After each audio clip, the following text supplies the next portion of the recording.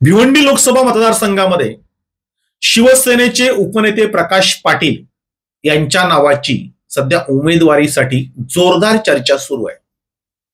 तशा आशयाच्या बातम्या वृत्तपत्रांमधून प्रकाशित झालेल्या आहेत. सोशल मीडियावरनं विविध प्रकारचे मेसेज व्हायरल झालेले आहेत. म्हणजे खरं तर ज्यांना राजकारणातलं काहीही कळत नाही अशी लोक कुठल्याही प्रकारची शहनिशा न करता तशा आशयाचे मेसेज हे व्हायरल करण्यात आघाडीवर असतात आणि म्हणून या अशा चर्चेंना उधाण येतं. चर्चा काय सुरू आहे की प्रकाश पाटील हे उद्धव ठाकरे यांना भेटले. दिवाळीच्या मुहूर्तावर ते शरद पवार यांनाही भेटले. त्यांनी एकनाथ शिंदे यांची परवानगी घेतली.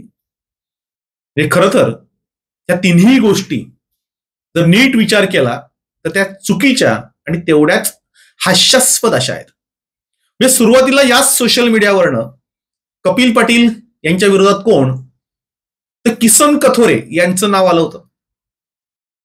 त्यांच्या बाबतीमध्ये विविध प्रकारच्या अफवा वावड्या उठवल्या गेल्या.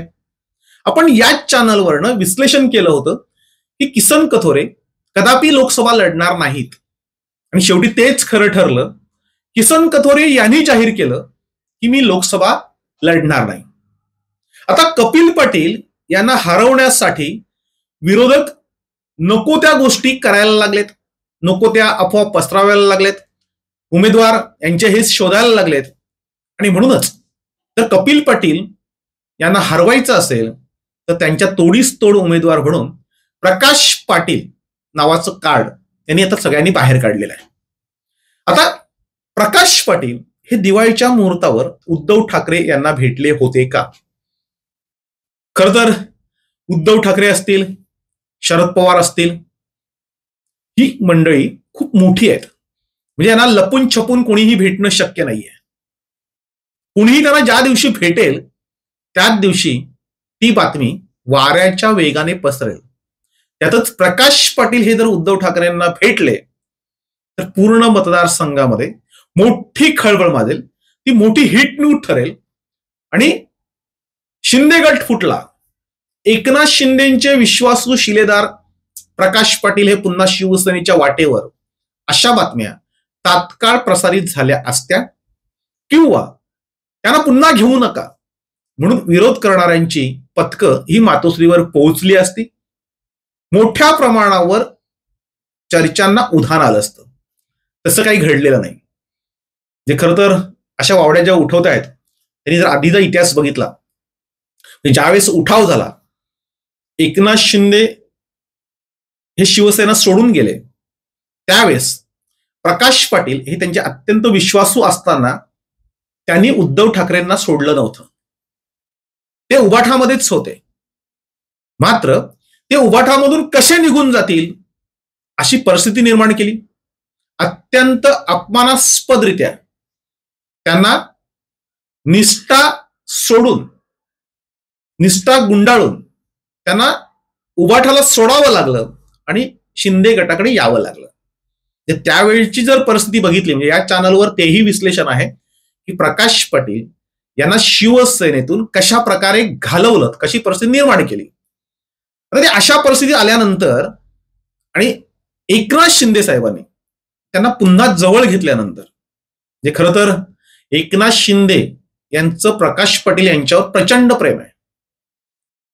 तर अशा परिस्थितीमध्ये पुन्हा प्रकाश पाटील एकनाथ शिंदे यांना सोडतील आणि ते उद्धव ठाकरे यांची जाऊन भेट घेतील आणि ते एकनाथ शिंदे यांना कळणार नाही, पत्रकारांना कळेल किंवा सोशल मीडियावरच्या या सगळ्या लोकांना ती बातमी आधी पोहोचेल आणि मुख्यमंत्र्यांना कळणार नाही. असं होऊ शकतं का? महाराष्ट्राच्या मुख्यमंत्र्यांच्या हातामध्ये सगळी यंत्रणा आहे, सगळ्या गुप्तचर यंत्रणा त्यांच्याकडे आहेत. अशा परिस्थितीमध्ये त्यांचा कार्यकर्ता हा काय करतोय त्याची बित्तम बातमी ही मुख्यमंत्र्यांकडे असते. आणि जर प्रकाश पाटील भेटले असते तर त्याच दिवशी एकनाथ शिंदे यांनी प्रकाश पाटील यांची हकलपट्टी केली असती किंवा आणखीन काहीतरी घडलं असतं. तर तसंही काही घडलेलं नाहीये. त्यातच प्रकाश पाटील हा एक वेगळा राजकारणी आहे. जिथं जेवढा प्रामाणिक आहे तेवढे ते निस्वार्थी आहेत. आणि ते कुठल्या पदासाठी किंवा कुठल्या गोष्टींसाठी ते एकनाथ शिंदेना सोडून त्यांच्याशी गद्दारी करून ते उद्धव ठाकरेंकडे जातील हे कदापि शक्य नाही. त्यात त्यांचा अपमान झालेला आहे. आणि हे प्रकाश पाटील जे आहेत हे मोडेन पण वाकणार नाही या प्रवृत्तीचे आहेत.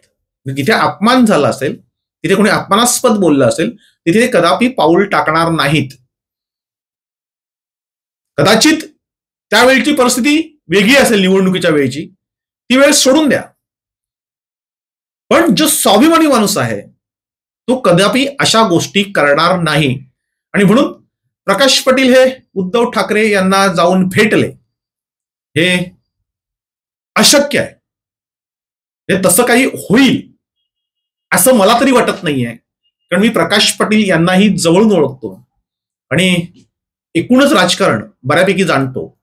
त्याच्यामुळे लपून छपून हे उद्धव ठाकरेंना भेटतील हे अशक्य आहे. ही पहिली गोष्ट.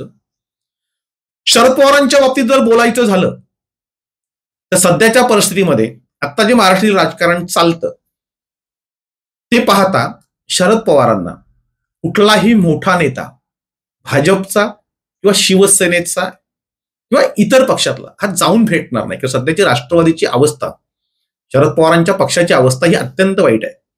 त्यांना घड्याळ मिळेल का, पक्ष त्यांच्याकडे राहील का, हे अशा अनेक प्रश्न आहेत. आणि त्याचबरोबर अजित पवार हे 90% राष्ट्रवादी घेऊन किंवा आमदार खासदार घेऊन हे बाहेर पडलेले आहेत. अशा वेळेस राष्ट्रवादीमध्ये जायचं, पुन्हा ती संघटना बांधायची आणि त्याच्यानंतर ते तिकीट मागायचं, हा वेडेपणा महाराष्ट्रातला कुठलाही राजकारणी सध्या करायच्या विचारात नाहीये. त्यामुळे कोणीही सुज्ञ राजकारणी हा शरद पवारांकडे जाऊन त्यांच्या पक्षात प्रवेश करेल का तिकीट मागेल असा काही प्रकार नाहीये. हे पूर्ण महाराष्ट्राची परिस्थिती आहे. त्यात भिवंडी लोकसभा मतदारसंघामध्ये जेव्हा दोन्ही पवार एकत्र होते, अजित पवार शरद पवार, तेव्हाही भिवंडी लोकसभा मतदारसंघामध्ये राष्ट्रवादी ही कमकुवत होती. आता तर 2 तुकडे झालेत. अशा वेळी जी राष्ट्रवादीची आत्ताची अवस्था आहे ती बघितल्यानंतर प्रकाश पाटील हे त्यांना जाऊन सांगतील मला तिकीट द्या हे अशक्य आहे. आणि शरद पवारांना भेटल्यानंतर त्याची बातमी होणार नाही किंवा शरद पवार यांना भेटल्यानंतर ते सगळं गोपनीय राहील, ते फक्त काही ठराविक लोकांना कळेल, अशी तर काही परिस्थिती नाहीये. म्हणजे ज्या मतदारसंघामध्ये राष्ट्रवादी ही कमकुवत आहे तिथे प्रकाश पाटील यांनी जाणं, त्यांची भेट घेणं आणि मला तुमच्याकडे घ्या, महाविकास आघाडीमधून मला तिकीट द्या असं सांगणं हे खरंच हास्यास्पद वाटतं. म्हणजे प्रकाश पाटील अशा गोष्टी हे कदापि करणार नाहीत. त्याच्यामुळं ही अफवा आहे. त्यातच कोणत्याही परिस्थितीमध्ये काँग्रेस भिवंडी लोकसभा मतदारसंघ सोडणार नाही. म्हणजे कोणी कितीही सांगितलं तरीही काँग्रेस हा भिवंडी लोकसभा मतदारसंघ सोडणार नाही. ते 2दा त्यांनी लढवलेला आहे. त्याच्या आधी म्हणजे त्यांचा 2दा पराभव झाला असेल तरी आधी परंपरागत हा मतदारसंघ, पूर्वीचा डहाणू लोकसभा, आताचा भिवंडी लोकसभा, हा काँग्रेसकडे होता, तो काँग्रेसकडे राहील. शरद पवार आता जे काही करतायत ते फक्त काँग्रेसशी बार्गेनिंग करण्याची पॉवर वाढवतायत. ते सुरुवातीला काँग्रेसपेक्षा राष्ट्रवादी वरचढ होती, शरद पवारांचा शब्द चालायचा. मात्र ज्यावेळेस 2 तुकडे झाले त्यावेळेस काँग्रेस वरचढ ठरली. तर काँग्रेस एकसंघ आहे, काँग्रेस फुटलेली नाहीये, राष्ट्रवादी फुटली, शिवसेना फुटली. म्हणजे महाविकास आघाडीमधला सगळ्यात मोठा पक्ष शिवसेना तो आधी फुटला. सेकंड नंबरला जी काँग्रेस राष्ट्रवादी होती ती फुटली. काँग्रेस मात्र आता ही वरचढ ठरले का ती एकसंघ आहे. आणि काँग्रेस एकसंघ असताना, तो देश पातळीवरचा पक्ष असताना, त्यांच्याकडून जर 10 जागा आपल्याला पदरात पाडून घ्यायच्या असतील तर आपल्याला आधी तो आकडा वाढवावा लागेल. म्हणजे खरं तर शरद पवार 10 जागा मागतायत, त्याच्यापैकी 8 जागांवर ते ठाम राहतील आणि 2 जागा त्या असतील त्या बार्गेनिंगसाठी असतील. त्याच्यापैकी भिवंडी ही लोकसभा ही बार्गेनिंगसाठी, म्हणजे ती राष्ट्रवादी लढवेल किंवा राष्ट्रवादी मागून घेईल, राष्ट्रवादी दावा करेल आणि त्याच्यानंतर ती लढवेल असं कदापि शक्य नाही. जर तशीच वेळ काँग्रेसला सोडायची आली तर तिथला पहिला दावा हा शिवसेनेचा असेल किंवा राष्ट्रवादीपेक्षा शिवसेना म्हणजे उभाठा गट हा या मतदारसंघामध्ये मजबूत आहे. तिथे रुपेश म्हात्रे हे स्वतः प्रयत्न करतायत. तो मतदारसंघ शिवसेना मागते, आता तो शिवसेनेलाही मिळणार नाही, तो राष्ट्रवादीलाही मिळणार नाही, तो काँग्रेसलाच मिळेल. मग शरद पवारांना भेटणं किंवा उद्धव ठाकरेंना भेटणं यापेक्षा प्रकाश पाटलांच्या जर मनात असतं तर कोणाला तरी भेटायचं आहे तर ते काँग्रेसच्या नेत्यांना जाऊन भेटले असते किंवा काँग्रेसच्या नेत्यांशी त्यांनी चर्चा केली असते. उद्धव ठाकरे आणि शरद पवार यांच्याशी त्यांनी चर्चा केली नसती. ती चर्चा शेवटच्या क्षणाला होईल. तिकीट फिक्स झालं की त्याच्यानंतर मग आता यांना भेटणं गरजेचं आहे आणि ते साहजिकच भाजपला हरवायचं आहे. शरद पवारांचं तर मोठं स्वप्न आहे की कपिल पाटील हा पराभूत करणार. 2014ला त्यांना पराभूत करायचं होतं, 2019ला करायचं होतं. तर दोन्ही वेळेस ती संधी हातातून गेलेली आहे. यावेळेस कपिल पाटील पाडायचं असेल तर जो कोणी उमेदवार असेल त्याच्या पाठीशी शरद पवार असतील किंवा उद्धव ठाकरे असतील यांना उभं राहावं लागेल. काँग्रेसची परिस्थिती अशी आहे की काँग्रेसचा उमेदवार जो आहे तो शेवटच्या क्षणापर्यंत ठरत नाही. शेवटच्या क्षणाला काँग्रेसच्या उमेदवाराला जर त्यांनी तिकीट द्यायचं असलं, म्हणजे आधीच आपण जर सुरेश टावरेंचा इतिहास जर बघितला तर शेवटच्या क्षणाला मागच्या वेळेस त्यांनी तिकीट दिलं तोपर्यंत कपिल पाटील हे खूप पुढे निघून गेले होते. त्यांचा प्रचाराच्या 2 फेऱ्या पूर्ण झाल्या तेव्हा काँग्रेसचं तिकीट जाहीर झालं. शेवटपर्यंत बाळामामा म्हात्रेंना तिकीट मिळेल, सुरेश टावरेंना मिळणार नाही असं सांगितलं गेलं होतं. मात्र सुरेश टावरेंना मिळालं. त्याच्या आधी सुरेश टावरेंना तिकीट मिळेल असं सांगितलं होतं तेव्हा विश्वनाथ पाटलांना तिकीट मिळालं. काँग्रेस जे काही राजकारण खेळतं ते शेवटच्या क्षणाला खेळतं. आता त्याला अजून लोकसभा डिक्लेअर झालेल्या नाहीयेत. लोकसभा ज्यावेळेस डिक्लेअर होईल, सगळ्या मतदारसंघांच्या चाचपण्या जरी झालेल्या असल्या तरी उमेदवार कोण हे ज्यावेळेस शिक्कामोर्तब होईल त्यावेळेस या भेटीगाठी सुरू होतील आणि त्यावेळेस प्रकाश पाटील यांच्या नावाची जर चर्चा झाली, उमेदवारी झाली तर त्यावेळेस ते काँग्रेसच्या नेत्यांना जाऊन भेटतील.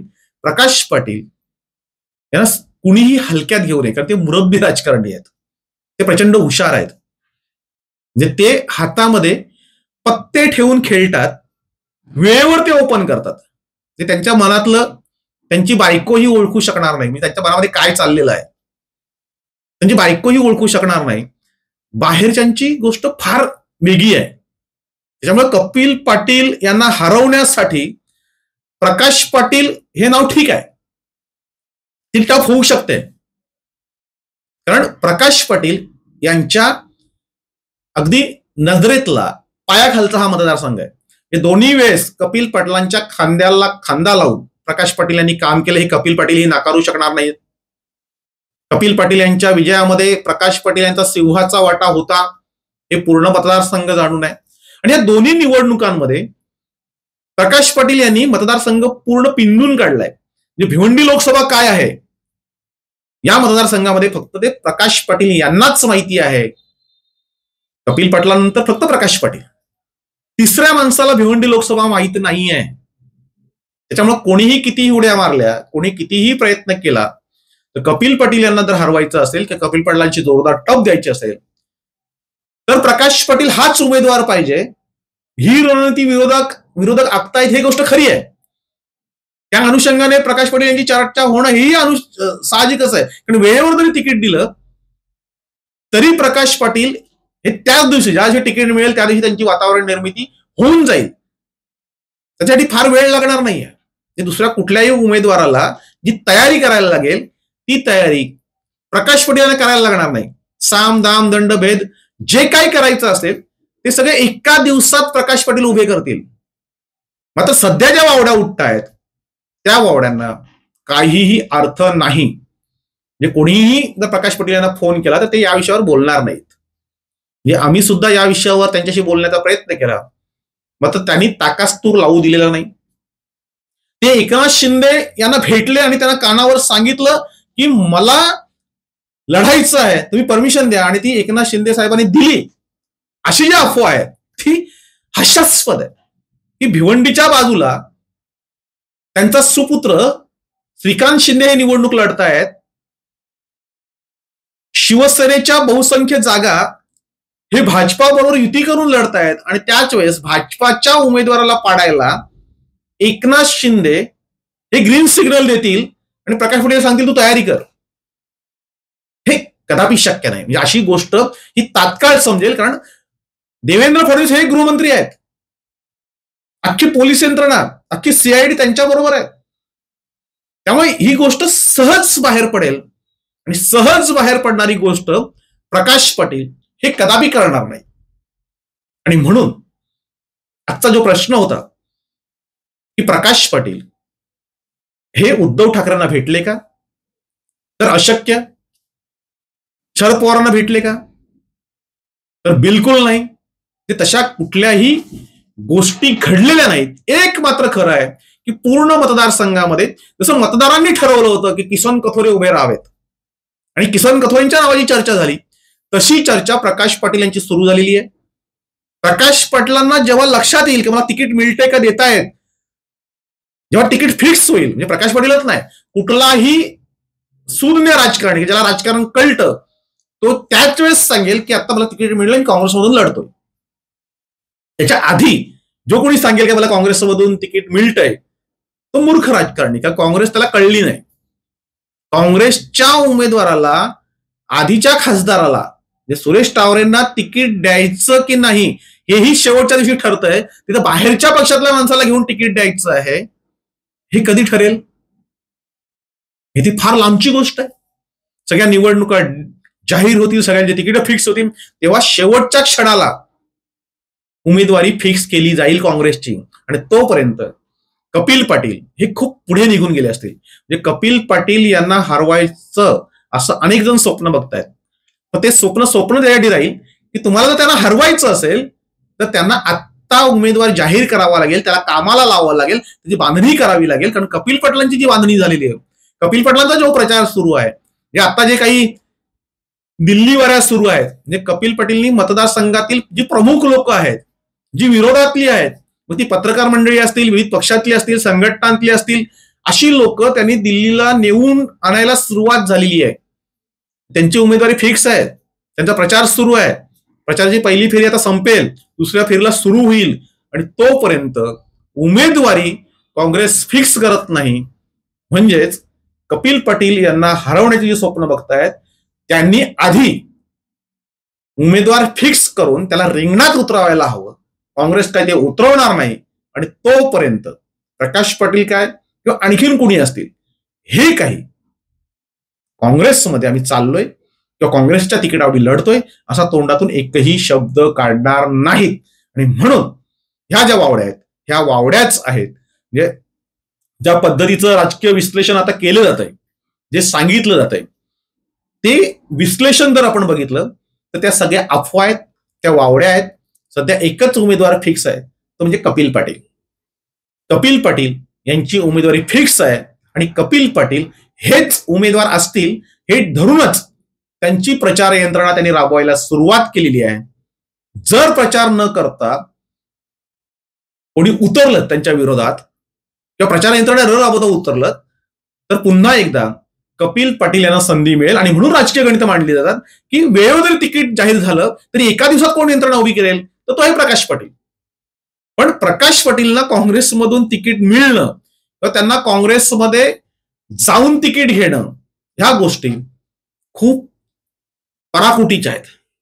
म्हणजे पहिला अडथळा आहे तो एकनाथ शिंदे साहेबांचा. एकनाथ शिंदे साहेबांचे विश्वासू आहेत. म्हणजे प्रकाश पाटील गेले आणि त्यांनी सांगितलं मला आता काँग्रेसमधून लढायचं आहे आणि एकनाथ शिंदे साहेब त्यांना परमिशन देतील, असं कधीही होणार नाही.